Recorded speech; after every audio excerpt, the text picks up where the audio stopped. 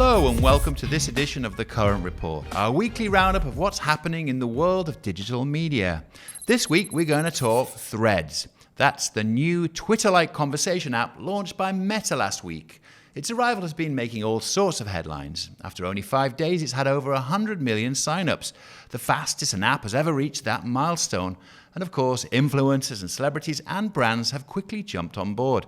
It's clear that the app is making a big impression, and it arrives at a time when many businesses have stopped advertising on Twitter over brand safety concerns. Naturally, brands and advertisers are all excited about the possibility of a new platform. But just how much of an impact will it have on online advertising? Joining me now is our reporter Travis Clark to talk about all this. Hey, Travis. Hey, thanks for having me.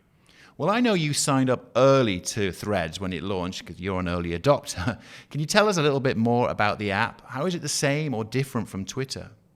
Yeah, the interface is very similar to Twitter, but right now it doesn't have some of the features that Twitter does have, like hashtags, and you can only search for people. You can't search for posts or topics.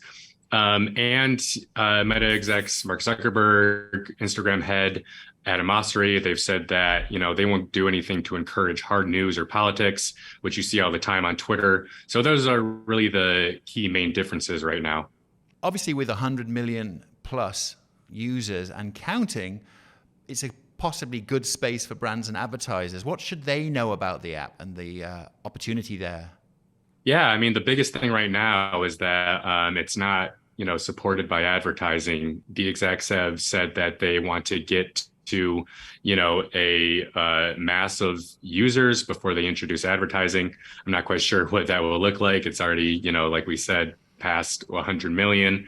There's the potential for sponsored content to be introduced. There was a report recently that said that Instagram might be introducing its own sponsored content tools.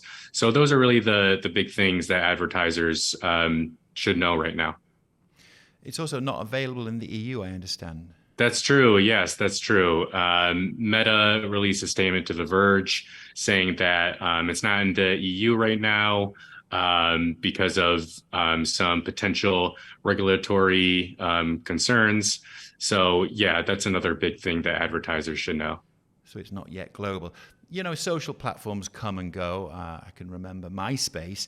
But what's the word on the rollout so far? Yeah, I mean, it obviously has millions of users. The momentum is there, either because people are looking for a Twitter alternative or, the integration with Instagram has made it easier. But yeah, I mean, right now, like I said, the momentum is there, but, there's the possibility for social media fatigue too. There's so many platforms right now, Twitter, Instagram, Threads, Facebook, and there's the possibility for platform exhaustion, and I think Threads is going to need to maintain the momentum, or people might lose interest. Yeah, I like that phrase, platform exhaustion. Well, it's only been a week and a half, so we're not exhausted yet, but thanks very much for those insights. Anytime.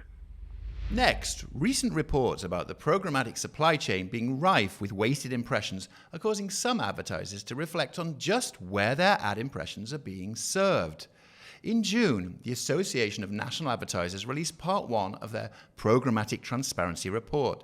It found that not all programmatic buys are created equal. One startling statistic estimated advertisers unknowingly spend $13 billion annually on made-for-advertising websites, otherwise known as MFAs, which are characterized by low-quality content such as fake news and spammy links. That's 21% of impressions and 15% of ad spend, according to the ANA. And this week, we spoke with experts for their insights on how to get strategic about ad effectiveness. For more on this story, go to thecurrent.com. Next, our weekly roundup of what's making news across the internet. Microsoft's acquisition of the video game company Activision Blizzard might be one step closer to reality. This week, a California judge denied the Federal Trade Commission's attempt to delay the purchase. The judge ruled that the FTC had failed to show a likelihood that the merger would result in a reduction of competition that would harm consumers. The ruling could clear a pathway for the tech giant to finally close its purchase of Activision. In a statement, the FTC said the agency was disappointed in the outcome given the clear threat this merger poses to open competition in cloud gaming.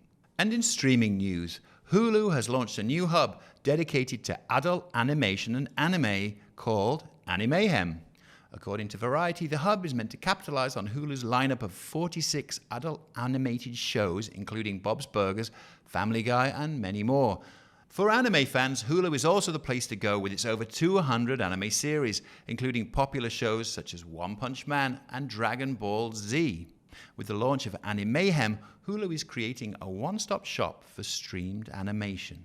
And that's it for this edition of The Current Report. For a deeper dive on all of these stories and more, check out thecurrent.com. We'll see you next time.